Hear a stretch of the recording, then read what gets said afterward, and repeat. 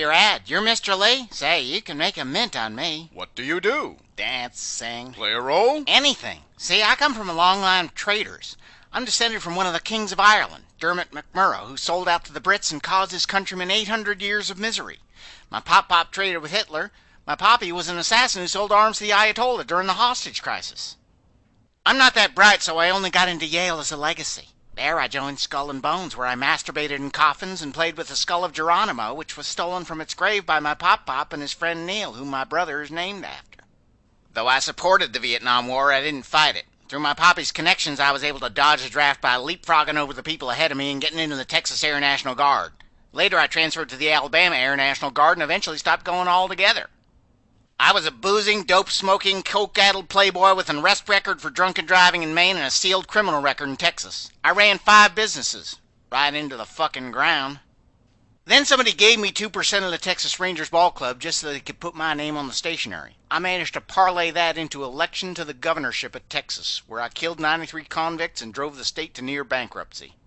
In 2000, I ran for the Republican nomination for the presidency and beat out my more qualified opponent, John McCain, by telling voters in North Carolina that he had a nigger baby.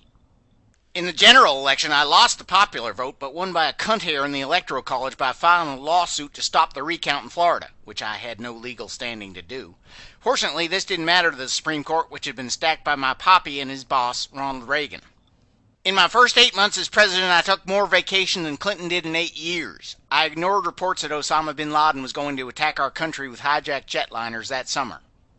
When the attacks came, I used the fears of the American people and my unprecedented political capital to push through Congress the Patriot Act, which allowed me to spy on terrorist groups like PETA, Greenpeace, the Catholic Workers of America, and vegetarians. I also invaded Afghanistan with the support of the entire civilized world.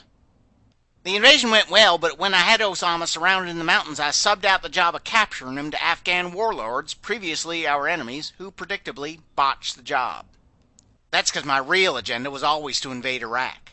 I got Congress to agree by showing them faked intelligence reports. The UN wasn't fooled, but I went ahead and invaded anyway, losing all my credibility with the civilized world. We won the war in Iraq, but we're losing the peace, as guerrillas have killed over 3,000 of our soldiers so far. What was a secular state has become a hotbed of Muslim fanaticism, the very thing I was allegedly trying to stop. And though we captured Saddam, he turned his own trial into a circus and his execution into a martyrdom. George Tenet, the director of the CIA, falsified the intelligence reports. Paul Bremer, who ran occupied Iraq, also screwed the pooch. I gave them both Presidential Medals of Freedom. Paul Wolfowitz, the architect of my Iraq policy, was rewarded with a job as director of the World Bank. He had to resign when they found out he gave special favors to his Saudi girlfriend there.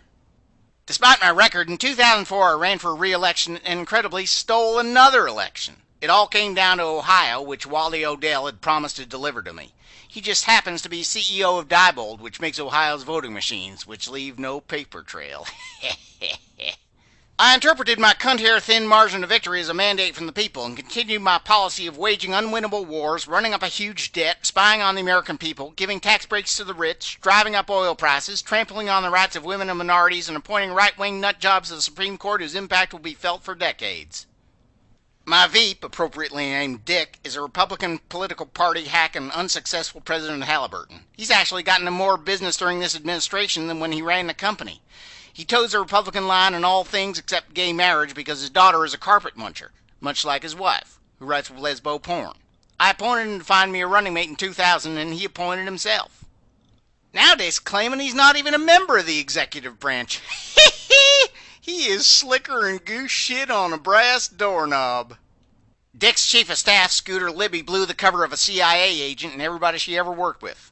He was convicted of perjury and sent to prison, but I commuted his sentence. My attorney general, Alberto Gonzales, fired a bunch of U.S. attorneys we didn't like and replaced them with Republican political party hacks and lied about it. Now Congress is investigating, but I'm claiming executive privilege. I won't even let ex-staffers testify. When Hurricane Katrina devastated the Gulf Coast, at first I didn't even cut my vacation short. Although the FEMA director, Michael Brown, had no qualifications for the job and basically just modeled his clothes for the TV cameras, I told him he was doing a heck of a job. I did cut my vacation short once when my retarded brother, Florida Governor Jeb, was trying to keep Terry Schiavo, a brain-dead woman, hooked up to a feeding tube against what would obviously be her wishes. My catastrophic foreign and domestic policies finally cost the GOP control of the House and the Senate in the midterm elections, but I don't give a rat's ass. If the Democratic Congress passes a law I don't like, I just issue a signing statement saying I'm gonna ignore it. That's some act, huh?